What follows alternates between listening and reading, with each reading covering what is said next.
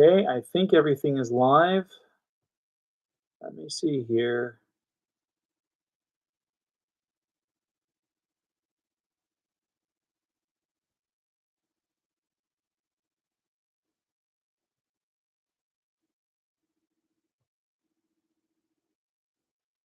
Just posting it out on a few places, on a few platforms.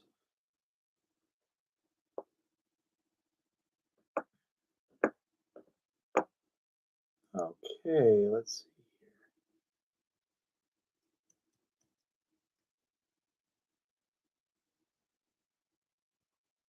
Okay, where did my picker wheels go?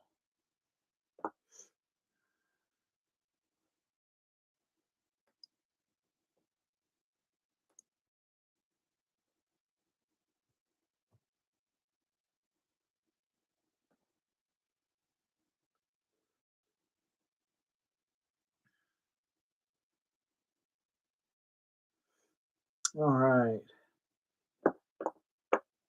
So I know I'm kind of having some.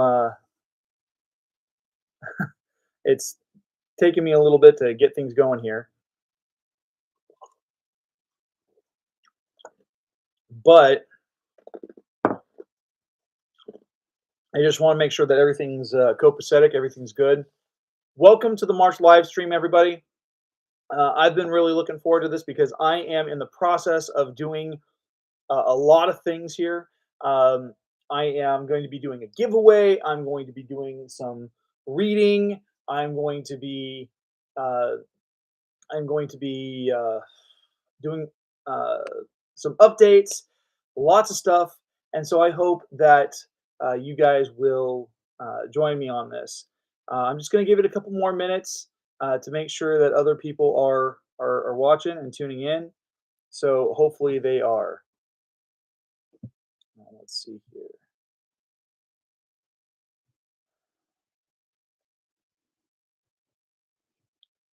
Oakley dokley. All right. So a couple things I want to address. As far as the readings today, I'm actually going to be doing two short stories that are from my anthology, and then I will also do the giveaway. But I want to talk about updates first. Um, So as far as writing projects, I haven't done anything new on book 6 in my Archives of Yassine Crane series, mostly just because I've let that sit and I'm kind of letting it be for a moment. Um, it I want this project to be really good, and I want to make sure that I do my due diligence as the writer to make sure that the story is good, um, that the quality of it doesn't feel like just another sequel that that just kind of puts characters in the position for the next book. I want it to be um, I want it to be a solid story, and sometimes sequels get released just because they want a sequel. I don't want to be one of those writers. But it's currently in the hands of some beta readers. I'm waiting to get some feedback from that. So hopefully something will come out soon. Um, let's see what else. Oh, I did mention. I think I mentioned this last month, but I am. Oh no, I didn't. I don't think I really mentioned it because February 7th was the day of the Moonlit Revelry Ball. Actually, that was a really good event. I do want to talk about that for a little bit. The Moonlit Revelry Ball was good. Had a lot of fun. Sold, I think, like 15 books. I was hoping I would actually sell out, but I sold way more than I thought I did. In fact, uh, it was actually 15 times more than what I sold at my last live event, which was in mid-December, and I only sold one book at that one. So that says something. Um, the ball was fun. It looks like I'm going to be signed up for the next one, which is actually going to be coming up in less than a year. It's actually going to be at the end of January, is what it looks like it's going to be. And as far as that is concerned, I think it could be a lot of fun. Um, so we'll see how this plays out. I do have another live event potentially coming up in mid-May. It's the Visalia Books and Brews uh, event put on by the Visalia Library. I haven't heard anything back on that yet. I'll make an announcement as we get closer and I get more information about that. Hopefully, I will hear back sometime in the next few weeks because it is supposed to be 2 months from now, and I'm surprised they haven't sent out any notifications to authors who have signed up. Um, let's see. Um,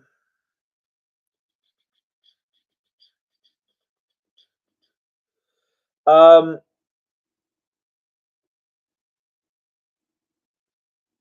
okay. So I do want to talk about the current project I'm working on. So writing projects. I started working on this project on the 24th of January. The official code word for it, or the code title, is LR 1999. And the reason why I'm co-titling it, because I don't actually have a title for it yet. I'm not sure what to call it. The premise is that it's a completely new genre for me to write in.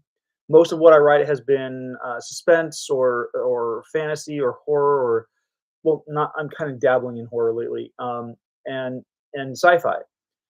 But the genre for this project is YA uh, teen drama, and that sounds it sounds a little out of left field, but and I think a lot of it is because I've been kind of reminiscent uh, and nostalgic for how things used to be 26 years ago when I was in high school. And yeah, I know I'm dating myself here, but the story is set in the year 1999 in my hometown, during which would have been my senior year of high school, so 99 to 2000. And the characters are it's kind of a slice of life story. I'm not going to go into a lot of details, but it's a slice of life story where the characters are a group of friends who are going through their senior year and they're exploring changes to their group dynamic, um, because of interpersonal conflicts, um, because of personal decisions, and we're seeing how they evolve over the course of this year and the choices that they make. And I'm looking forward to it. This was a lot of fun to write. Like I said, I started the official writing process of it on January 24th, and I ended up finishing it the 18th of February, so the Wednesday after my 44th birthday. And I had a lot of fun doing that. The writing actually it came out to 66,834 words, including chapter headings. Um, so a total of like 132 pages. I've been going through edits. I'm working on editing through the last two chapters now. Um, and the editing phase isn't anywhere close to being done. I'm still going to have to make a couple more passes on this.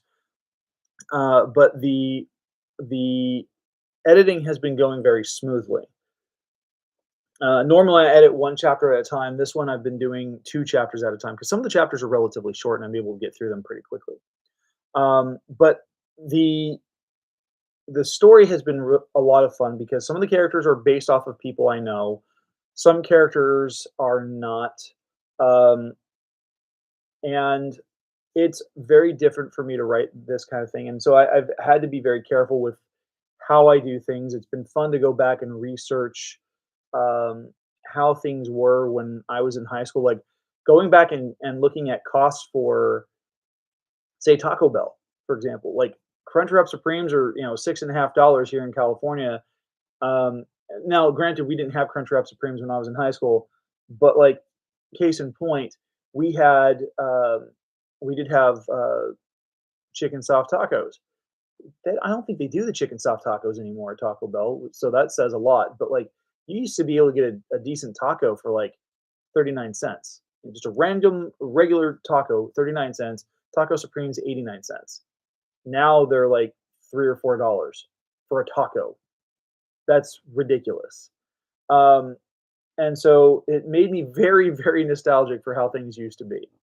I've had a lot of fun with this. I've shared it to a couple people as far as the rough draft, and I've gotten some good feedback on it. So that tells me I'm heading in a good direction. Um, so yeah.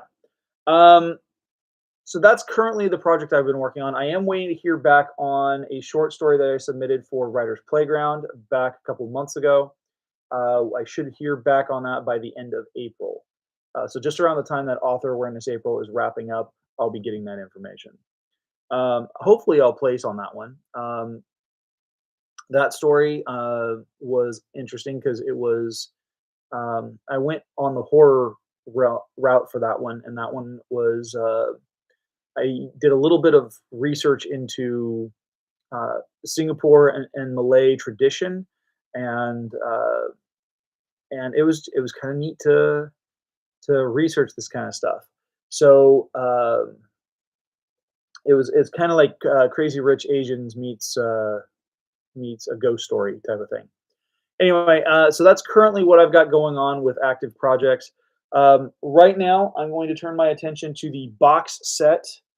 So let me just kind of explain the impetus behind this. As I was gearing up for the Moonlit Revelry Ball, I decided, you know what, it would be fun to promote a box set, promote my books. It would be good to get people more invested in it. And who doesn't like getting something for free? So this is a complete set of all 5 books. We've got. Let's see here.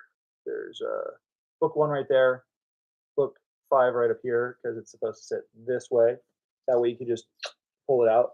But I had a lot of fun putting this together. This is handmade box set. I know it looks a little off and a little awkward, but I didn't have the funds for doing it. And having someone custom make something like this can get really pricey. But I really like this. This sword design is something that a friend of mine did for me years ago, and this is a copy of a hand drawn sketch that she did with pencils, and it's beautiful. And if I could get the sword actually made, I would. Um, so I use that for the top and bottom. I use the map from the first book. Oh no, I take that back. That's the second book because of the valley down here.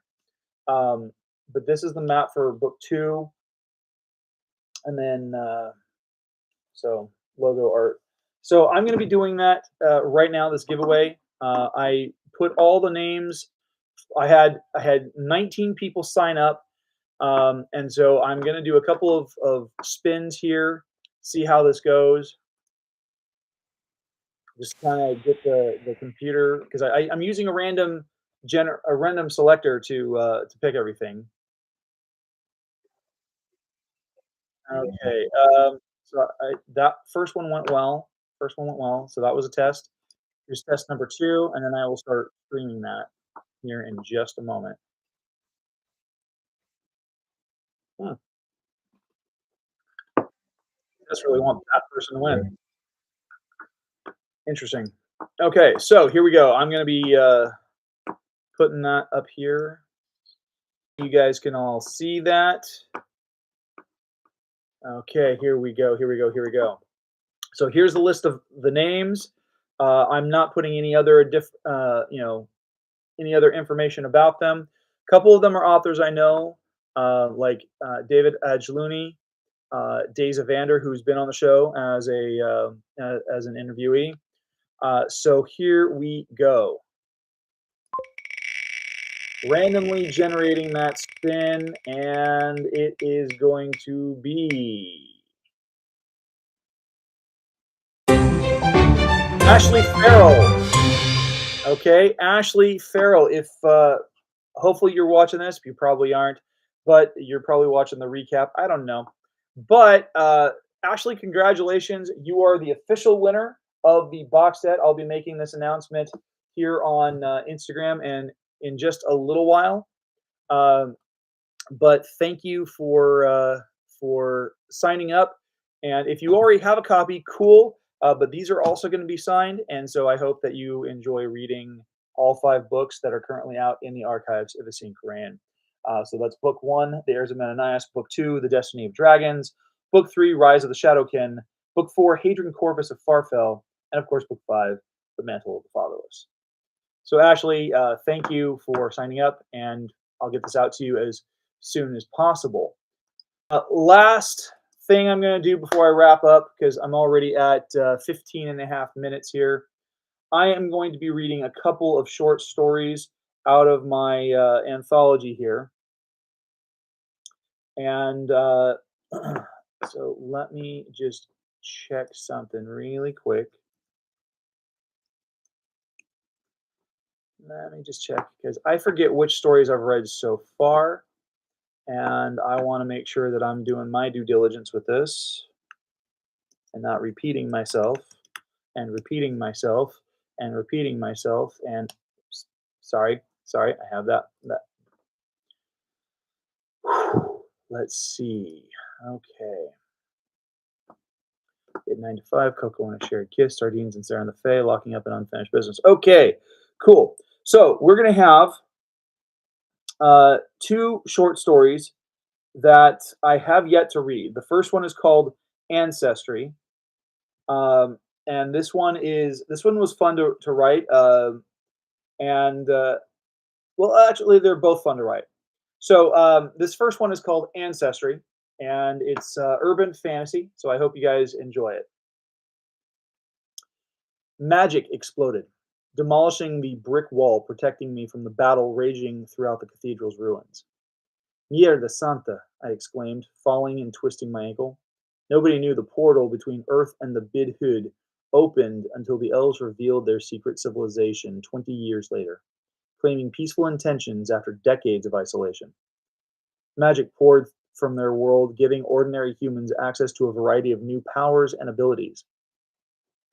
The war began 50 years later, and it's been raging for nearly 4 times as long. The elves protracted the conflict. Their prolonged lifespans and prevalent magic made them unstoppable when our modern technology failed in the presence of their powers. Where are you hiding? Hanner breathed. An accented voice lilted. I breathed heavily, quietly grunting. Curare el tubio, I whispered, channeling magic at my injury. I heard boots crunching in the Sagrada Familia's rubble. Just like a kiosk to cower, the voice taunted. You must be brave if you want to claim Dialguird's blood. I ignored the taunting as it grew closer. Stand and face me. I looked at my ankle. The bruising faded and pain ebbed. I glanced at the elven voice's direction, catching my haggard reflection in a polished metal plate. My usually neatly trimmed brown hair hung unkempt in my face. I tucked it behind my ears, their tapered points more obvious now. I never knew my father's lineage blended with the elves not long after they made their way to Earth.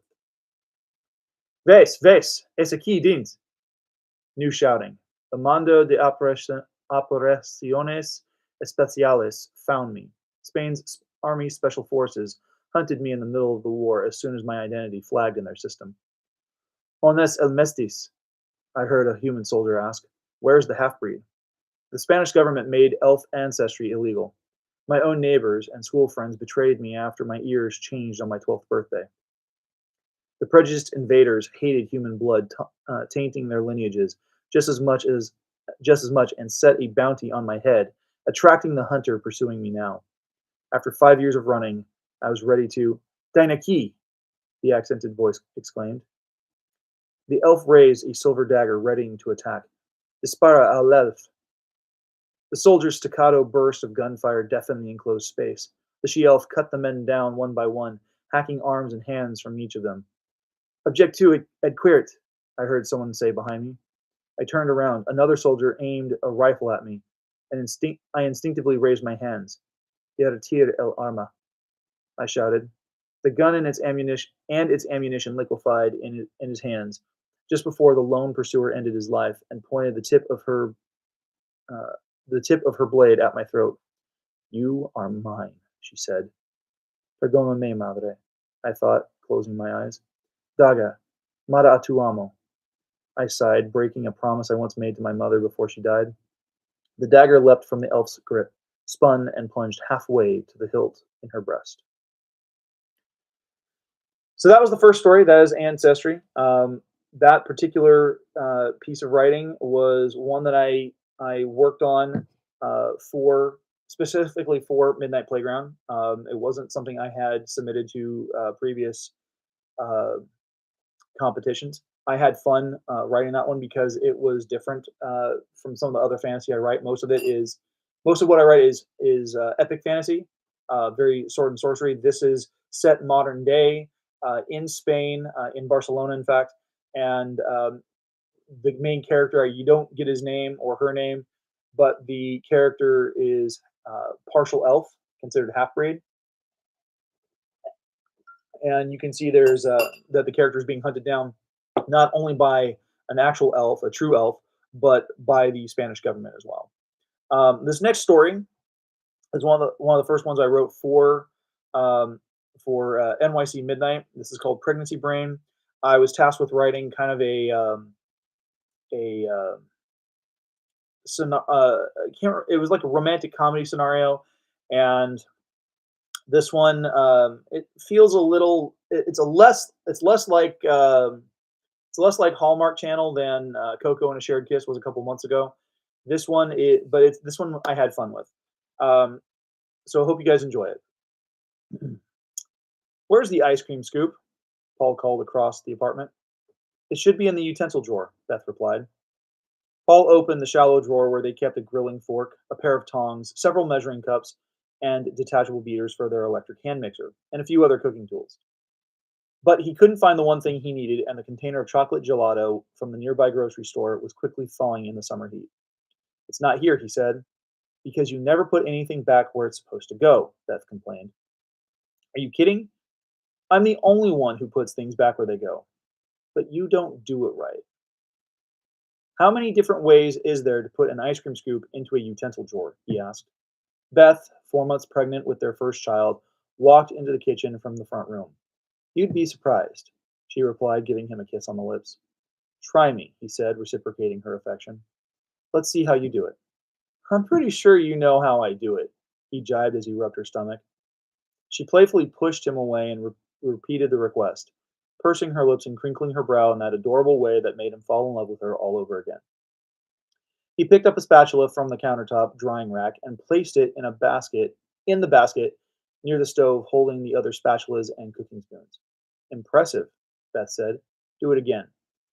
Paul selected a clean saucepan and placed it neatly into the cupboard, under the stove where it fit between a larger pan and a smaller pan, just like a set of Russian nesting dolls. I love it when you think you know what you're doing, she commented. Paul rolled his eyes and grabbed a tablespoon from the drying rack, using it to scoop gelato into his bowl. Really? Beth asked. I'll use the right tool when you tell me where you've hidden it. Where I've hidden it? Yeah, Paul said. You've been misplacing a ton of stuff lately. I think your sister called it pregnancy brain. I don't have pregnancy brain. Oh, yeah? Where did I find the TV remote the other day? I don't know, Paul. I don't remember. Paul smiled. You left it in your sock drawer when you were getting your shoes on to go for a walk. I did not, Beth exclaimed, her cheeks flushing with embarrassment. You did. Well, you accidentally left your coffee mug in the bathroom. You're right, I did, Paul said. Totally my fault. Don't agree with me, Beth said. It's not fair. Sure it is, Paul said, kissing his wife as the phone rang. He moved to answer it. Hun? Yeah, Beth replied. Paul pointed. The pair stared at the missing ice cream scoop sitting in the phone's charging cradle. Beth, where's the phone? Beth inhaled sharply. I might have a little pregnancy brain, she said. So that was a nice little romantic comedy story that I got the chance to write. I don't write like that all that often, but it was fun. I like creating fun dialogue-filled characters like that, and I had a blast with it. So anyway, that's what I've got. So again, thank you for those of you who tuned in and watched. If you're watching the replay, I hope that you enjoyed it. If you get the chance to get copies of my work, there are links in the video description. I will be back next week with a brand new full episode. featuring a brand new author interview, brand new book recommendation, and new creative writing tips specifically for the month of March. So I hope you guys have a great rest of your weekend and keep on writing the right way.